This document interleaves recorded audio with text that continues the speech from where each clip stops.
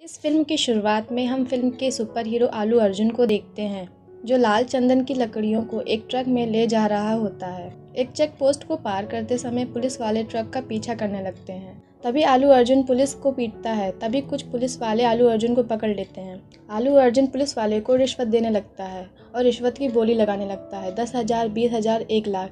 लेकिन पुलिस वाले नहीं मानते हैं और आलू अर्जुन को गाड़ी में बैठाते हैं।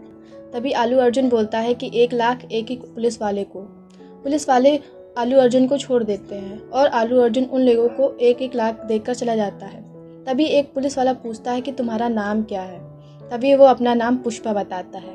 सीन 1 साल पहले की दिखाने लगता है, जिसमें पुष्पा एक लकड़ी की फैक्ट्री में काम करता है। तभी वहाँ पर सभी लोग चाय ब्रेक के लिए चले जाते हैं। पुष्पा एक चेयर पर चाय ब्रेड खाता है। वहीं पर उस फैक्ट्री का ओनर आता है। सभी लोग उस फैक्ट्री के ओनर को देखकर खड़े हो जाते हैं, लेकिन पुष्पा अपनी जगह पर ही बैठकर चाय पीता रहता है। ओनर फैक्ट्री में जाकर मैनेजर को पुष्पा के बारे में बताता है। मैनेजर पुष्पा के पास आता है और बोलता है कि ये तो फैक्ट्री के ओनर हैं, इनको तो तुमको रिस्पेक्ट देनी चाहिए थी।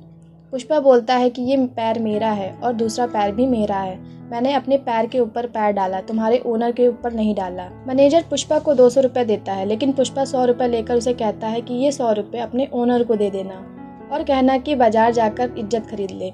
एक आदमी जिसका नाम केशव रहता है, वो पुष्पा का एटीट्यूड देखकर पुष्पा के पीछे जाने लगता है। अगले दिन एक आदमी पुष्पा के घर आता है और वो आदमी उसकी माँ से झगड़ने लगता है, क्योंकि पुष्पा की माँ ने उससे उधार लिए थे। पुष्पा अपनी गाय को बेचकर उस आदमी के पैसे वापस कर देता है, क्योंकि वो आदमी बहुत हंगामा कर देता है, जिससे सभी लोगों को पता चल जाता है कि पुष्पा की माँ ने उधार लिया है।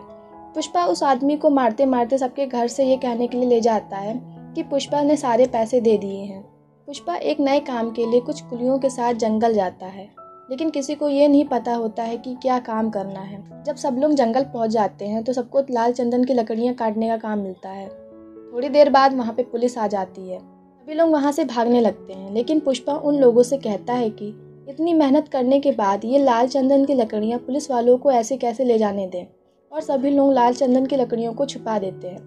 तभी वहाँ पर डीएसपी गोविंद अप्पा नाम के एक पुलिस वाले की एंट्री होती है। पुलिस वाले लाल चंदन की लकड़ियाँ ढूंढने लगते हैं, लेकिन किसी को नहीं मिलती है। तभी डीएसपी पुष्पा का कॉलर पकड़ के उससे पूछने लगता है कि पुष्पा उनको बोलता है कि यहाँ पर हम तो बकरियाँ चराने आए हैं। जैसे ही डीएसपी गोविंद अप्पा पुष्पा के ऊपर गन रखता है, वैसे ही पुष्पा के पीछे खड़े साथी कुल्हाड़ी लेकर खड़े हो जाते हैं। सभी पुलिस वाले वहाँ से चले जाते हैं। कुछ देर बाद पुष्पा लाल चंदन की लकड़ियों को जो पेड़ पर छिपाए रहता है उसे नीचे उतारता है। कुछ दिन तक केशव और पुष्पा उसी जंगल में कुली की तरह काम करते हैं। अचानक वहाँ से फिर पुलिस आ जाती है। पुष्पा लॉरी में रखी लाल चंदन की लकड़ियों को ले जाता है और उस लॉरी को कहीं छिपा देता है, और जाकर पुष्पा पुलिस वालों के पास खुद को अरेस्ट करवा लेता है। गोविंद अप्पा पुष्पा को बहुत मारता है, लेकिन पुष्पा उसको कुछ नहीं बताता है और हंसते रहता है। तभी वहाँ पर एक पुलिस वाला आता है और उसका नाम पूछने लगता है और उसके पिता का भी नाम पूछने लगता है, जिसे सुनकर पुष्पा अपसेट हो जाता है और वो अपने पुराने दिनों को याद करने लगता है। कुछ समय पहले एक बड़े नाम वाला आदमी रहता था। पुष्पा की माँ उस आदमी की रखेल रहती थी, जिससे पुष्पा ने जन्म लिया था। एक दिन पुष्पा की माँ पुष्पा का एडमिशन करवाने स्कूल ले जाती है और मास्टर जी पुष्पा का नाम पूछते हैं। पुष्पा की माँ उसका पूरा नाम बताती है। तभी वहाँ पर पुष्पा का सौतेला भाई आता है और दोनों को धमकाने लगता है कि तुम लोग मेरे कुछ नहीं लगते हैं। यहाँ पर 3 लोगों की एंट्री होती है। पहला आदमी जॉली रेड्डी। जॉली रेड्डी गाँव की सभी लड़कियों के साथ सोना चाहता था। दूसरा आदमी जक्का रेड्डी, लाल चंदन से जुड़ी सभी चीज़ों की जिम्मेदारी ये संभालता था। तीसरा आदमी कोंडा रेड्डी। ये तीनों भाई रहते थे। कोंडा रेड्डी जक्का रेड्डी और जॉली रेड्डी से बड़ा होता है। कोंडा रेड्डी का एक हाथ नहीं रहता है। पुष्पा ने जिन लाल चंदन की लकड़ियों को छुपाया था, वो लकड़ियां कोंडा रेड्डी की रहती है। जॉली रेड्डी और जक्का रेड्डी पुष्पा के पास अपनी लकड़ियों के बारे में पूछने आते हैं, लेकिन पुष्पा उनको कुछ भी नहीं बताता और उनसे उन लकड़ियों के पता के बदले 5 लाख की डील रखता है। जक्का रेड्डी इस डील के लिए तैयार हो जाता है। पुष्पा उन लोगों को उस जगह ले जाता है जहाँ पे पुष्पा ने उस लॉरी को छुपाया था। पुष्पा ने उस लॉरी को कुएं के अंदर छिपाया था। जॉली रेड्डी और जक्का रेड्डी उस लॉरी को बाहर निकालते हैं और डील के हिसाब से पुष्पा को 5 लाख दे देते हैं।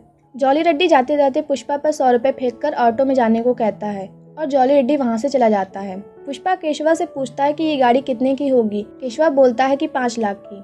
पुष्पा केशवा से वही गाड़ी खरीदने को लाने के लिए कहता है और बोलता है कि मैं गाड़ी में आया था और मैं गाड़ी में ही जाऊंगा। केशव 5 लाख लेकर वो गाड़ी ले आता है। पुष्पा उस गाड़ी में अपनी माँ को घुमाता है। पुष्पा उसी गाड़ी में कोंडा रेड्डी के पास जाता है। कोंडा रेड्डी बहुत परेशान होता है क्योंकि डीएसपी गोविंद अप्पा उसकी गाड़ी को चेक पोस्ट पर पकड़ लेता था। पुष्पा कोंडा रेड्डी को अकेले में प्लान बताता है कि वो लोग दूध का बिजनेस स्टार्ट कर लें। दूध के ऊपर कंटेनर में दूध भरा हो और दूसरे हिस्से में लाल चंदन की लकड़ियां भरी जाए, जिससे किसी को शक नहीं होगा कि दूध के कंटेनर में लाल चंदन की लकड़ियां हैं। कोंडा रेड्डी पुष्पा के आइडिया के लिए तैयार हो जाता है। गोविंद अप्पा उन लोगों को नहीं पकड़ पाता है और उसका कंटेनर चेक पोस्ट पार करके चला जाता है। कोंडा रेड्डी पुष्पा के काम से बहुत खुश होता है। कोंडा रेड्डी पुष्पा को 5 लाख देता है, लेकिन पुष्पा कोंडा रेड्डी से 4% मांगता है। कोंडा रेड्डी उसे 4 लाख दे देता है। जब पुष्पा और केशवा गाड़ी में बैठकर जा रहे होते हैं तो केशवा पुष्पा से पूछता है कि भाई तुमने 5 लाख क्यों नहीं लिया। पुष्पा बोलता है कि अगर मैंने 5 लाख लिया होता तो उसके पास काम करने वाला कहलाऊंगा। मैंने 4% लिया, इसलिए मैं उसका पार्टनर बना। यहाँ पर फिल्म की हीरोइन की एंट्री होती है, जिसका नाम श्रीवल्ली रहता है। वो दूध बेचने का काम करती है। पुष्पा श्रीवल्ली को देखकर पहली नज़र में प्यार करने लगता है और पुष्पा श्रीवल्ली के आसपास घूमता रहता है, लेकिन श्रीवल्ली उसको देखती भी नहीं। एक दिन कोंडा रेड्डी के आदमी उस कंटेनर को ले जा रहे होते हैं, तभी गोविंद अप्पा को उस कंटेनर के बारे में पता चल जाता है। गोविंद अप्पा कोंडा रेड्डी के आदमियों को मारता है और उन्हें 5 लाख की घूस भी देता है, जिससे कोंडा रेड्डी के हर काम की खबर दे सके। तभी यहाँ पर एक और विलन की एंट्री होती है, जिसका नाम मंगल सीनू रहता है। मंगल सीनू लाल चंदन की लकड़ियों को खरीदता और बेचता है। मंगल सीनू लाल चंदन की लकड़ियों को कोंडा रेड्डी के गोडाउन में रखवा देता है। अगले दिन पुष्पा उस गोडाउन में पहुँचता है तो उसे एक लड़की मिलती है। उस लड़की के साथ जॉली रेड्डी ने जबरदस्ती की रहती है। पुष्पा उस लड़की को भेज देता है। जॉली रेड्डी को इस बारे में पता चलता है तो वो पुष्पा को मारने लगता है। इसी बीच पुष्पा के पास कोंडा रेड्डी का फोन आता है। कोंडा रेड्डी बताता है कि पुलिस वाले को इस गोडाउन के बारे में पता चल गया है। पुष्पा को आइडिया आता है और उन लाल चंदन की लकड़ियों को नदी में गिरा देता है। उसके बाद वहाँ पर पुलिस वाले आ जाते हैं, लेकिन किसी को भी एक भी लाल चंदन की लकड़ियाँ नहीं मिलती है। दूसरी तरफ केशवा डैम बंद करवाने के लिए डैम मैनेजर को पैसा देता है और डैम बंद करा देता है, जिससे लकड़ियाँ इकट्ठा हो जाती हैं। पुष्पा ने सीनू का माल बचाया था, इसलिए सीनू अपने एरिया में पार्टी रखता है। पार्टी के दौरान पुष्पा को पता चलता है कि सीनू कोंडा रेड्डी को टन के हिसाब से 25 लाख देता है, जबकि उसकी वैल्यू 1.5 करोड़ रहती है। पुष्पा कोंडा रेड्डी को सीनू से एक्स्ट्रा पैसा लेने के लिए पूछता है। कोंडा रेड्डी सीनू से पूछने के लिए हिचकिचाता है और पुष्पा से खुद ही पूछने के लिए कहता है, लेकिन पुष्पा भी मना कर देता है। दूसरे दिन पुष्पा अपनी माँ के साथ शादी की बात करने के लिए श्रीवल्ली के घर जाता है, लेकिन उसका सौतेला भाई वहाँ आकर श्रीवल्ली के माँ बाप से कहता है कि ये दोनों मेरे घर आने के नहीं हैं। इसके बाद पुष्पा और उसके सौतेले भाई में हाथापाई हो जाती है, जिसमें पुष्पा की माँ को चोट लग जाती है। पुष्पा अपनी माँ को हॉस्पिटल ले जाता है। पुष्पा के पिता की मौत के बाद उसका सौतेला भाई पुष्पा और उसकी माँ को बहुत जलील करके घर से निकाल देता है।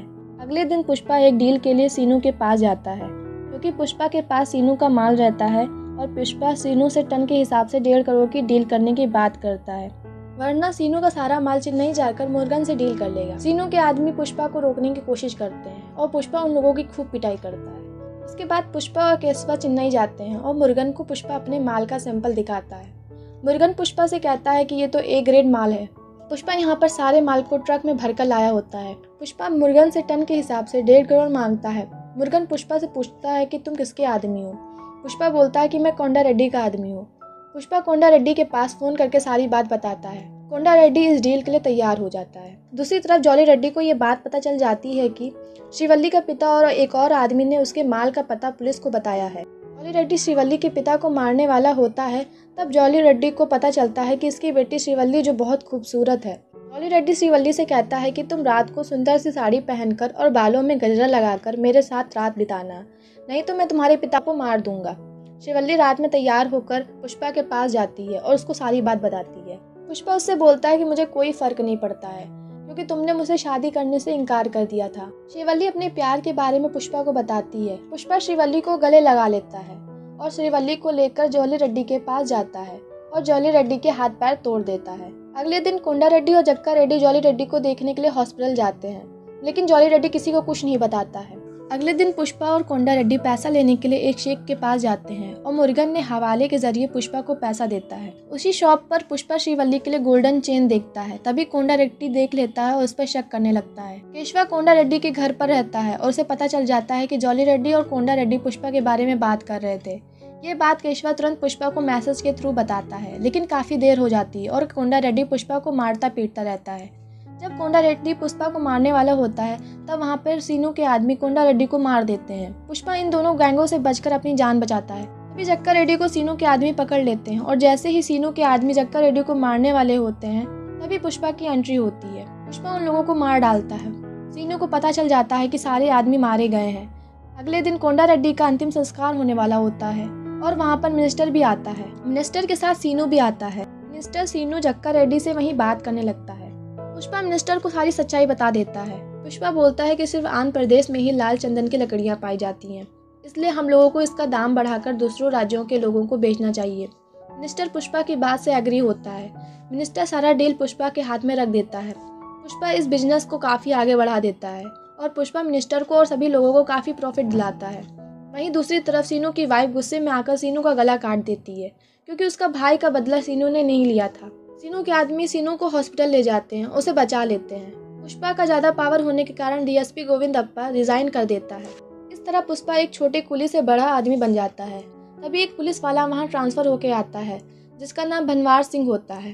कुछ दिन बाद पुष्पा की शादी होने वाली होती है। पुष्पा शादी का कार्ड और कुछ पैसे लेकर उस पुलिस वाले के पास आता है।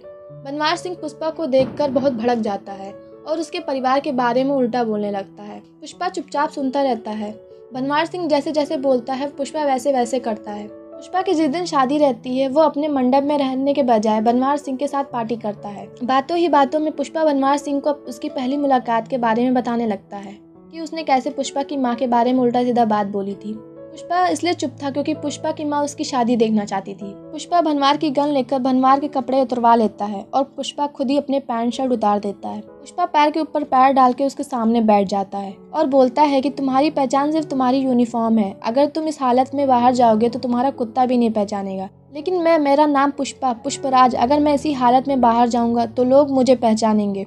पुष्पा उसी हालत में अपनी शादी के मंडप में जाता है और भनवार सिंह जब उसी हालत में जाता है तो उसका कुत्ता भी नहीं पहचानता है। भनवार सिंह गुस्से में आकर अपने कुत्ते को मार देता है। पुष्पा मंडप में ही श्रीवल्ली से कहता है कि वो 2 टके का पुलिस वाला मुझे पुष्पा समझ के फूल समझा। पुष्पा मतलब फायर होता है। भनवार सिंह पुष्पा के दिए हुए पैसे को जला देता है और इस तरह इस फिल्म का डी एंड होता है।